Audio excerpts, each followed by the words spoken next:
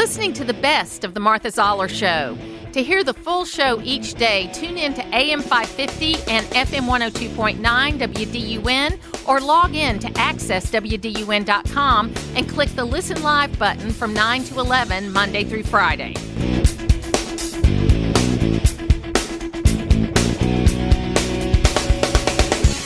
Joining me right now is Grover Norquiest, who is the father of the No Tax Pledge that is the Taxpayer Protection Pledge. He also hosts one of the most influential meetings of conservatives on a weekly basis, and knows everything about taxes. And we talked to you a couple of weeks ago, Grover, and welcome back. We just want to kind of see where we are today. I'm feeling optimistic. How about you? Martha, I agree with you. I thought Senator Thune put together a very nice list of this avoids a $4+ trillion tax increase every decade into the future. It makes the tax cuts that we had back in 2017 permanent. Many of them lapsed after 5 or 7 or 10 years. And whenever that happens, the Democrats come in and go, oh, well, if you want to extend your tax cuts, now you're going to have to pay us something, give us some spending, give us other tax increases, something along those lines. So this protects us against trillions of dollars of tax increases from now out the next 100 years. It is a huge step forward. As you say, it is closer to being reality today than the last time we chatted. There are always things that could go wrong, and the first one was they're going to try to divide the bill into 2. That would have killed the tax cut. That didn't happen. The House and the Senate said no. A handful of people in the president's White House thought it was a smart idea. The president realized, nope, not a good idea. That got stopped. Then they were going to use present law, not present policy, which would have meant you had to raise $5 trillion in taxes to cut taxes by $5 trillion. That's not terribly useful. That was set aside gracefully. There were any number of things that the establishment press were quite sure were going to kill. There was an effort by some people to put a tax increase in the middle of the tax cut, if you can imagine that. Hawley is a very liberal on economics senator from the great state of Missouri, and he wanted to have a big tax increase in the middle of this bill. That's been shut down. The president told him, knock it off. So we are passing the hurdles. The House has passed the bill. The Senate has outlined their version. They are very close. And sure, there's some things that are going to have to work out, but this will pass the House and the Senate largely as is, as put forward, with a lot of good ideas added more recently by the president in his campaign. And then there's one other thing. It's also a $1.7 trillion reduction in entitlement spending, where the cost curve on Medicaid, which was growing 6% a year, will now grow at 3% a year. Not a cut. It just doesn't grow as rapidly. Why? By saying to people, perhaps you have to be a citizen, perhaps you have to be working or at least looking for a job, which was the original rules.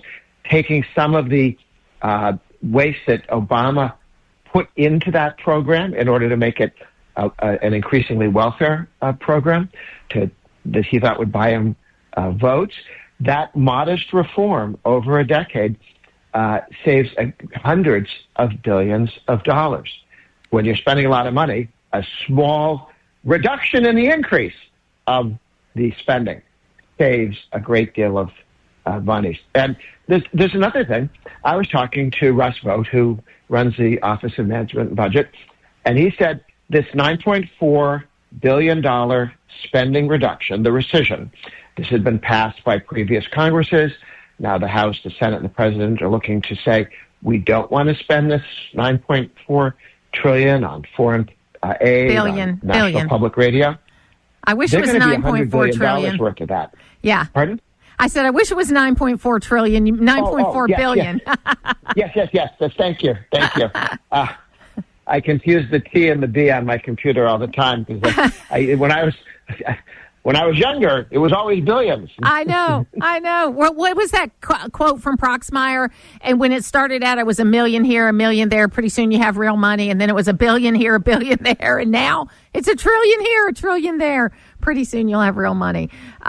We have just gotten so off the track as far as money is concerned. And you mentioned in the comments you just made about what the traditional media is saying, the mainstream media, whatever you want to call it. Grover, the number one question I get from people is, Martha, how do you get your information? Because I don't know what to trust. I'm hearing that from so many people. So I'm now asking every guest I have, what do you do? How do you get your news?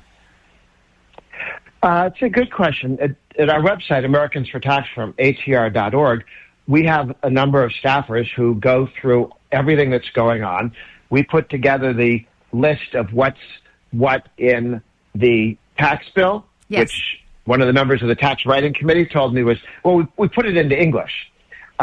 And one of the members of the Ways and Means wrote back and said, this is extremely useful. This is the person who gets all the stuff the committee itself puts out.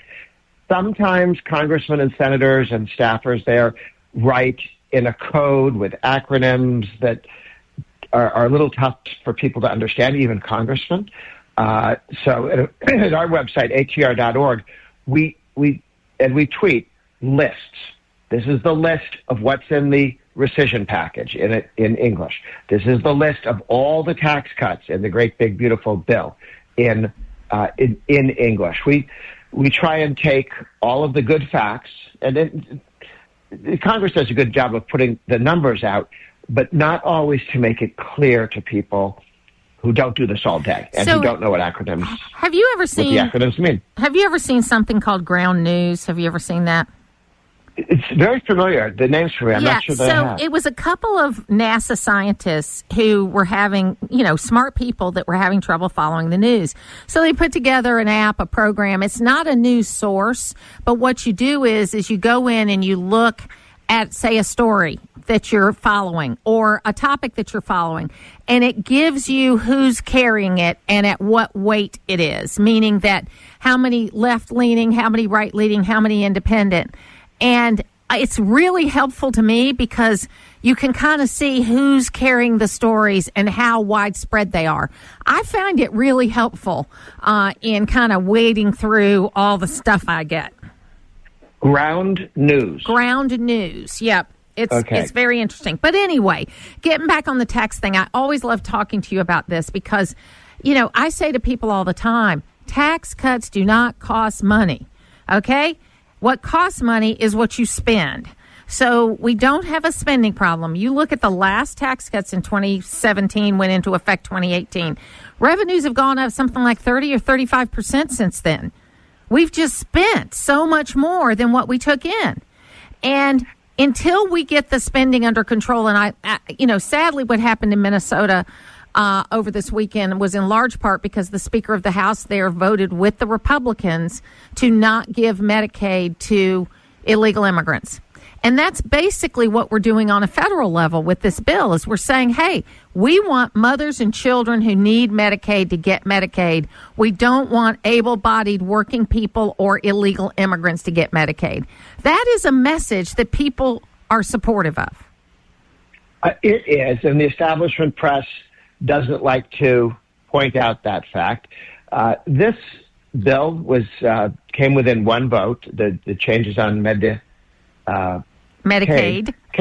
came within one vote of passing, and because Mr.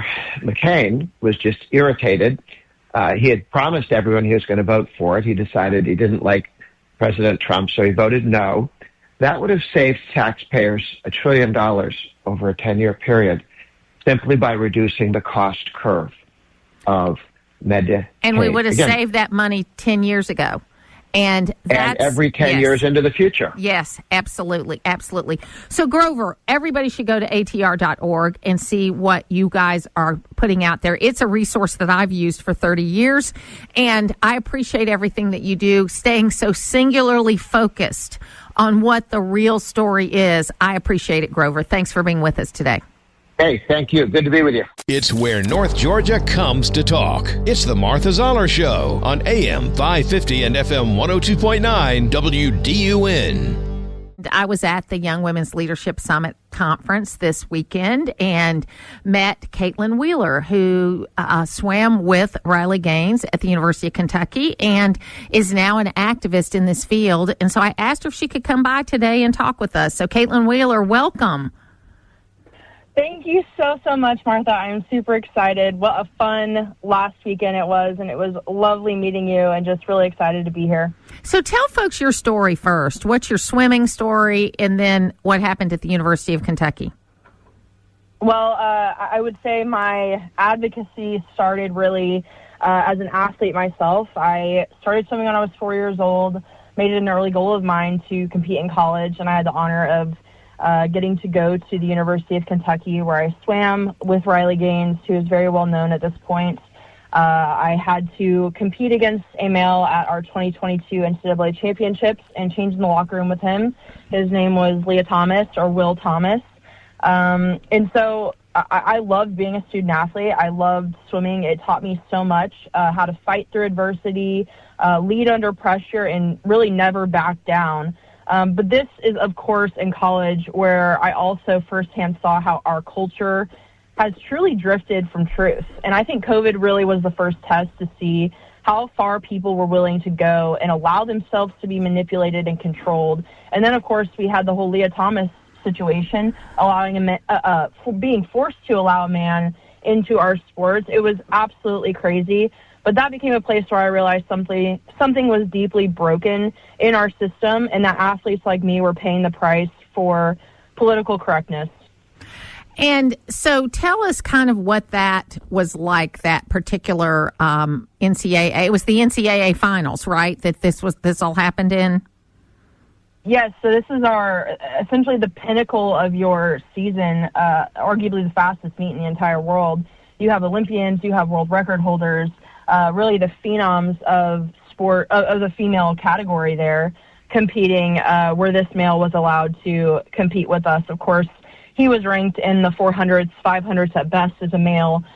So it was no lateral movement going from ranked in the 400s to then winning a national title and beating out these Olympians.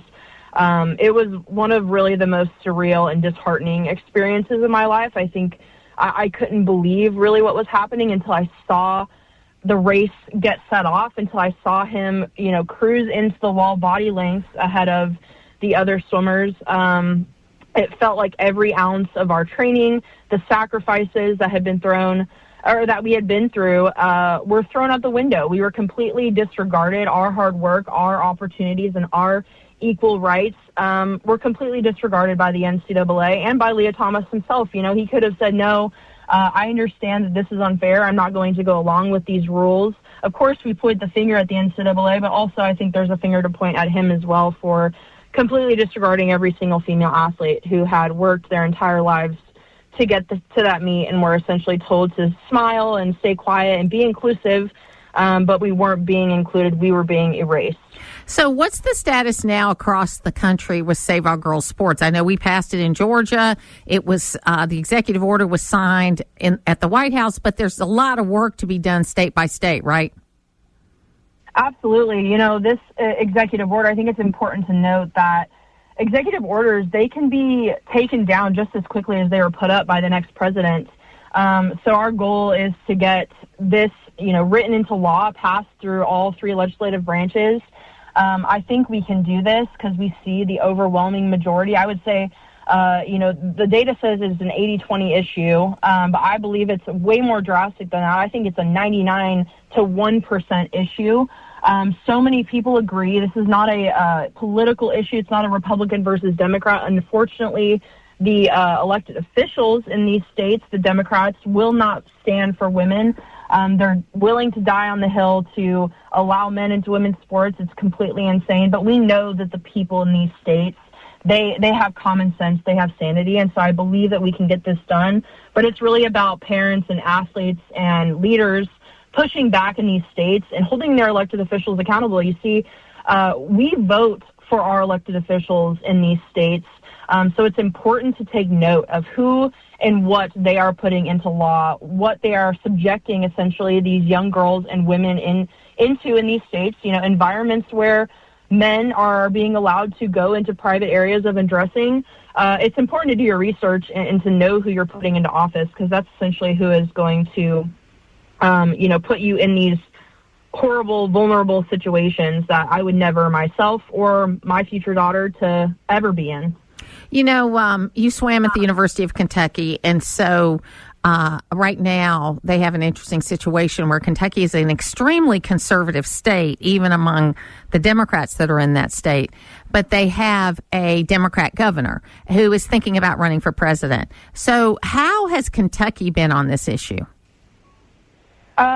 Kentucky, I think, is one of those states where, you think, oh, well, it's kind of like Texas, the state that we were just in for YWLS, who has a Republican governor. I think that we're naive to overlook these states and just assume that they're okay and they've got it handled. But I think there's a lot of rhinos in these states that are essentially not standing up for the right things and kind of taking a more cowardice approach, kind of like what we've seen from President Charlie Baker and the NCAA, who I think is glad that we're in a lawsuit suing them, holding them accountable, because they don't have the backbone, the spine to do the right thing. These elected officials, these representatives of these organizations, they really don't follow red or blue. They follow green. They follow where the money is coming from, who is paying their paychecks. And so I think it's important to, again, remember that these people don't always have their moral compasses in check, and to always be very, very cautious and aware of who you're putting your vote and who you're putting a check mark by their name on your voting card when you go into the polls. I think that's super important. It's going to be super important this next coming year in 2026. And so just an important note to make. So we're talking to Kaitlynn Wheeler, who swam with Riley Gaines at the University of Kentucky, had to deal with all these issues that have been involved. She's been working with Riley and also works for TPUSA. If people want to get involved and help, Kaitlynn, how can they do that? Yeah, so I get to be front lines with Turning Point, speaking at campuses and events and doing everything I can to fight for truth and protect future generations, along with many other amazing people and advocates. And if people want to get involved, go to turningpointusa.com. You can attend events such as YWLS, which we had last weekend, which was so fun. It was amazing. It was uplifting. I feel revitalized going to events, being around like-minded people who have common sense and share the same values, but also challenge one another, which I think is a really cool and unique environment, something that is very healthy, and I think our country has, in the past few years lost touch of. But you can also learn how to start a Turning Point chapter on your college campus or in your high school, and just start speaking up in your own circles. So you can go to turningpointusa.com and learn about all these cool events. We have a new event coming up, or another event coming up. It's called SAS, Student Action, Athlete Action Summit. So many ways to get involved and learn about what amazing work Charlie Kirk and many others are doing there. Kaitlynn Wheeler, thank you for being with me today. Thank you so much, Martha. Putting the talk in news talk. It's the Martha Zoller Show on AM 550 and FM 102.9 WDUN. Michael Whatley is joining me right now. He's the chairman of the Republican National Committee and a North Carolina guy, so he's from right up the road. Thank you so much, Michael, for being with me today. It's great to be on with you, Martha. Yeah, so when I go visit my grandkids in Lexington, Kentucky, I go up through the mountains to connect up with I-75. So I drive through Georgia, Tennessee, and North Carolina before I get there. It's great. It is great. Listen, so tell us, first of all, we're hearing a lot about the big, beautiful bill. I still am very optimistic that it's going to get passed before July 4th and hopefully be on the president's desk. What are you hearing, and what are your thoughts? Yeah, Senator Thune has been very clear that they're going to get this bill done before the July 4 recess through the Senate. And he's working very hard to make sure that they get that done. And, from a priority standpoint, this is obviously priority number one on the domestic agenda. And we need to get this bill done. It is extending the Trump tax cuts, no tax on tips, no tax on overtime, and it's a bunch of policy provisions that we really truly need in there. We look at what's happening right now in Israel with the Iron Dome program. We need that for the United States here. That's part of what's in this bill. So there's a lot going on, and it's the American agenda that President Trump ran on, that our Republicans in the House ran on in the Senate, and we need to get this bill done. Well, and as we've talked about with you and a number of other folks, is that reconciliation is a very different animal. I mean, I'm clearly one of those people that wish we could do more, than what we're able to do within the reconciliation framework. But I understand what it is. And the big thing that's happening there, which the left is trying to say, we're trying to throw people off of Medicaid. But what we're actually doing is tightening up the restrictions tightening up the rules. And like Secretary Kennedy said, to make sure that it's women and children and people that need Medicaid get it, and not people that don't qualify for it. Yeah, look, this is going to strengthen Medicaid, and we need to make absolutely sure that this is a program that is solvent, and it's going to be here to take care of our seniors and our most vulnerable. We do not need illegal aliens on this, and I think that the American people truly support having work requirements in there for people who can work, should be working rather than, being on Medicaid. So you mentioned Israel and Iran. We alluded to it in the audio we played on the way in. Of course, there have been, a number of meetings that the president has had related to this. And, it's funny to me that the left keeps complaining about what President Trump is or what he isn't. And what I see is a person that is totally transparent, that the American people know what this president is doing every day. We know that he's having meetings, that he's attending meetings, and he's leading those meetings. We know what's happening. And he also knows what he can't talk about, because you can't talk about everything you're negotiating. What I see here is a previous administration that we didn't know from day to day what was happening, other than saying don't or don't or don't. And this administration that is on top of things and having public outgoing meetings where you know where people are and when they're working. Yeah, no question about it. And, we feel very strongly that the president is taking, all of these issues very seriously. But the number one thing for him is ensuring that Iran does not have nuclear weapons. He has been very clear throughout the entire campaign that he is not going to allow Iran to be a nuclear power, that they're not going to be a regional threat with nuclear weapons.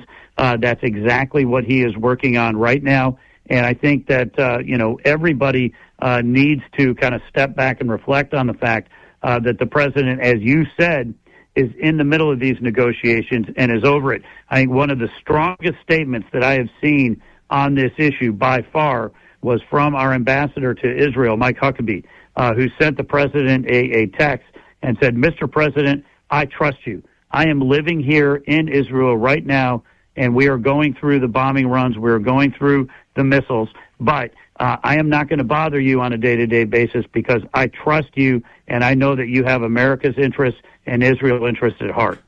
So looking forward to 2026, I think that one thing, and look, the one thing Republicans do is sometimes we can be objective about each other. I think in 2022, we assumed, because it was a midterm of a sitting president, that we were going to pick up big, and in some cases we had bad candidates, in some cases we had bad messaging, but we had some problems in 2022. In 2026, I don't want to tell Democrats what to do, but they're making the same mistakes we did in 2022. They've got bad candidates, they have no messaging, and they don't reflect the American people. So how are you focusing towards 2026, which will be here in a minute? Yeah, there's really two things that we kind of take a look at, and the first is what is that environment going to be going into the election?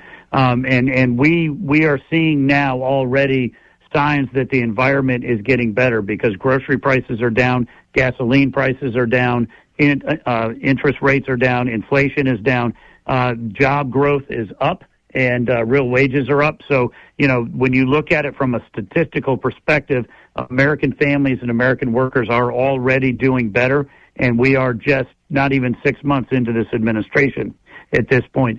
We need to get the big, beautiful bill done and make sure that economy is roaring for all Americans. It's going to work for every family, every community, and every worker.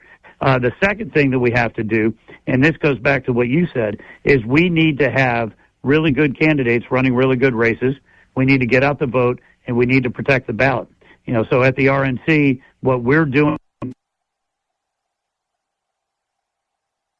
Senate leadership, working with, our state parties like the Georgia GOP, and making sure that we're in a position to take care of our job, which is getting out the vote and protecting the ballot. And I'm glad you mentioned the Georgia GOP, because we had a great convention a couple of weeks ago. But also, what I hear from people that are out there, whether it's just people going to work, people that I know are Republicans, is that they really feel like the meeting structure is so 20th century. I hate to say that, Michael, but it's like meetings that are not meeting people where they are to be able to get them going. Are you seeing that across the country? Because it's very difficult to really motivate people in off-year elections. It really is, and our biggest challenge in this cycle is going to be taking all of the Trump voters that we just turned out in 2024 and getting them to be Republican voters in 2026. And you have got to meet voters where they are. And that's what President Trump did so well. He did, events in downtown Atlanta, downtown Milwaukee, downtown Detroit. He was in the Bronx. He went to New Jersey, places where everybody on the Republican side of the aisle was like, well, we've never seen a candidate go into those types of communities. Well, that's why we saw such a huge swing among black voters and Hispanic voters, that he was on, with Theo Vaughn and Joe Rogan and other podcasts, which is, one of the reasons that we saw such a big swing among young voters. Donald Trump met voters where they are, and any Republican candidate who's going to be up in this cycle is going to have to do the same. Absolutely. Well, it's about meeting people where they are. It's about going where they need to be heard. And I think that we are starting to see the kind of changes that we need to see. And, we pray for the president. We pray for all the people that are his advisors. This is a very difficult time. There's a lot of moving pieces. And, I think that Mike Huckabee said it best. We trust the president to do the best thing for this country. Yes, absolutely, no question about it. And I think, the biggest, fundamental that we see with Donald Trump is a man who wakes up every single morning to fight for every family and every community across this country. I'm continually amazed every time I spend time with him. You see, he has this absolutely beautiful family. He's got, a great place to stay down in Florida. He has an absolutely fantastic life, gave all of that up to be able to run for president, to fight for America and make this country great again. And so I'm really glad we have a Republican House. We have a Republican Senate. We need them to work with him to get the big, beautiful bill done. Obviously, the Democrats, every single one of them in the House voted against that bill. Every single one of them in the Senate has said they're going to vote against this bill. This is the American agenda wrapped up in one bill. And it's not just Donald Trump's agenda, not just the Republican Party agenda. It is the American agenda. And we need to get it done, and we need to back him as he rolls through this term. And if they get their way, then Georgia families are going to spend $2,300 more in taxes next year. And that is the message. Michael Whatley, I appreciate you being with us today, and thank you for all the work you do. Yes, ma'am. Take care, Martha. To hear the full versions of last week's Martha Zoller shows, go to the podcast page at accesswdun.com, and you can follow me on social media at Martha Zoller.